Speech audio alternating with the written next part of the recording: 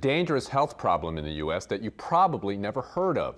And it's the reason one man was told he needed both of his legs amputated. He gave up hope, but then he heard about a doctor in South Louisiana. Medical reporter Meg Ferris brings us his emotional story. Every time you swipe a credit card, or get cash from a 24-hour bank machine, or have a medical claim filed electronically, or even search WebMD for health answers, you can in part thank this man, Fred Goad, who's been involved as the CEO or investor or co-creator. But for all of his success and connections and means, there was something this time Fred desperately wanted, and neither he nor doctors at several top institutions had a solution. Except I was really trying very hard to save my legs. Fred did not know he had PAD, peripheral artery disease. Just like in heart disease, the arteries become clogged with plaque. In PAD, clogs can be in the leg arteries, starving the muscle, skin, and tissue from oxygen-rich blood. Then one day, he went to a podiatrist to remove a small piece of glass from his toe that he'd picked up on the beach. He said, you know what, there's no hair growing on your legs, on your lower legs. And he said, that's generally a circulation problem. As time passed, the toe wound would not heal, going from black to gangrene. It was dying from lack of blood flow.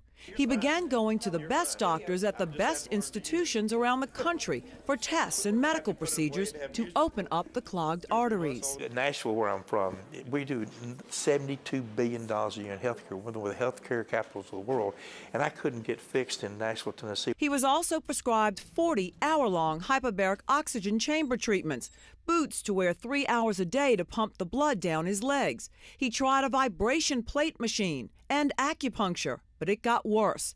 A top vascular doctor at a renowned hospital gave him the bad news. You should have this amputation within 60 days. He said, and your right leg, think about doing that below the knee next year in at least the first half of the year. The man who at 75 did an hour on the elliptical machine every day now made physical therapy appointments, prosthetic appointments, and went to talk to other amputees about how to live life as a double amputee. Every time you're going to fall a lot and things. So we got with a renovator to renovate our home, to have non-skid floors put in, to change the showers where you can walk in, have bars, seats in the shower. Just bathroom seats that were higher. Just remembering is tough. It's emotional. No. Then one day, Fred got a phone call from a friend who heard from another friend about the double amputation, and that call changed his life. He said he has done this before, and I hear he's very good at it. Fred was told to go see Dr. Craig Walker at the Cardiovascular Institute of the South in Houma. He called and left a message. Honestly, Fred, had you ever heard of Houma, Louisiana? No. But this is a worldwide problem.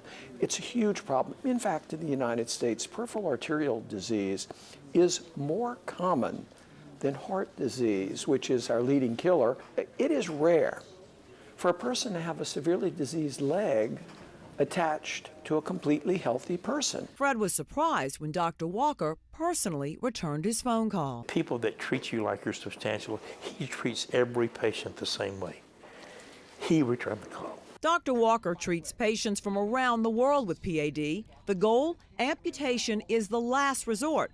And he teaches other doctors the same. Doctors from all over came to New Orleans to hear him lecture at the new Cardiovascular Horizons conference. Amputees are at a higher risk to go into nursing homes at a six-figure cost, lose their health and even their lives. The science of our field has improved dramatically, but the practice of medicine has not yet caught up. Dr. Walker sat Fred and his wife down after the exam and said this with confidence. I've looked at all these studies, and I think there are 4 opportunities for me to get blood to throw through your legs. And he sat down and drew it out with us. Finally, it was surgery day. Fred's wife got the news before Fred came out of anesthesia. When I came out of the recovery room,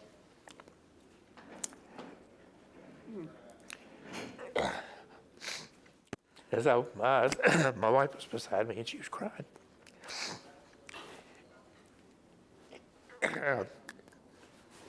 I thought, well, it didn't work, and she went. While Fred's PAD was from family history, Dr. Walker says Louisiana has a high rate of PAD because of the high number of smokers, diabetics, and people getting older. He has started efforts in school to teach about heart-healthful diets and not smoking.